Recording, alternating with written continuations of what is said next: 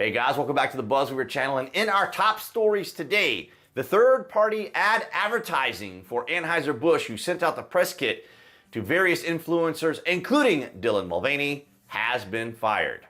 We start things off from the New York Post. Anheuser Busch cans third-party ad agency tied to Dylan Mulvaney fiasco. Sources.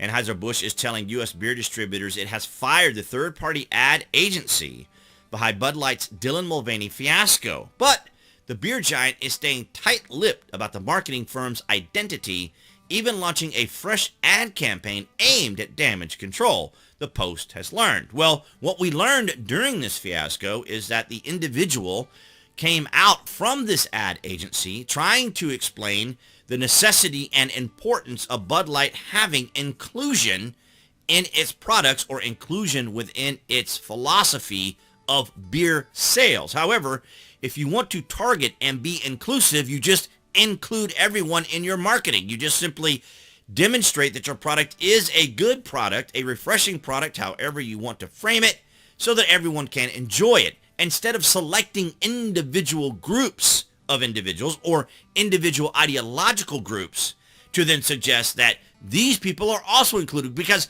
that would mean that your product was exclusive, right? If you have to mention that your product is inclusive, does that mean that you were once exclusive?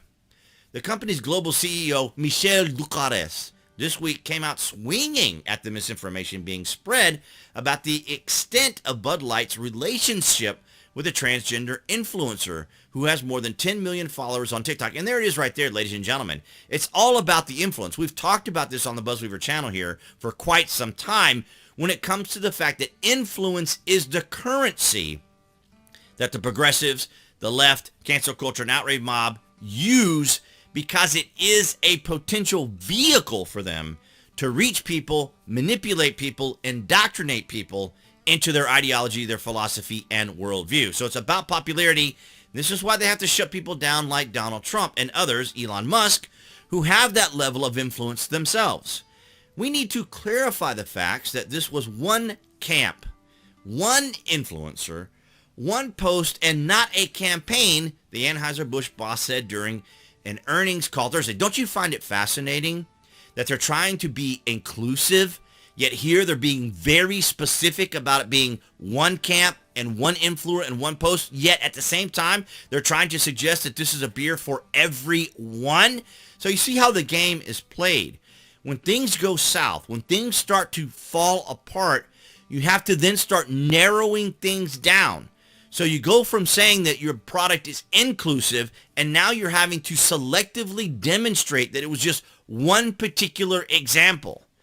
Anheuser Busch also sent a letter to jittery distributors telling them that it had just cut ties with the firm responsible for the concept that has led to Bud Light's sales catering since Mulvaney last month posted a video on TikTok touting the best-selling beer in the country, multiple sources said. So they're trying to distance themselves from this because, of course, this has been a huge strain on them. Now, here's Dylan Mulvaney again, having the Bud Light products and not even understanding March Madness, what it was about. He was trying to play off of March Madness as being a month where it's chaotic and disorderly, and just kind of dismissing all the basketball fans like myself. Just kind of just throwing everybody under the bus with that idea. So the idea here, of course, was that Mulvaney was going to obviously use that influence to then get people to buy the beer for whatever purposes, although it is more targeted towards a younger audience, because Mulvaney is on TikTok, and TikTok really targets age groups between 12 and 18,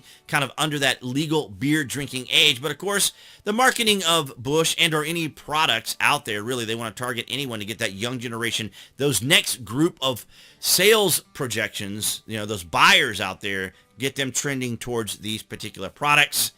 And guys, ladies and gentlemen, here we know. Here, you go woke, get broke, and or get woke, go broke. My apologies. Make sure you get it right.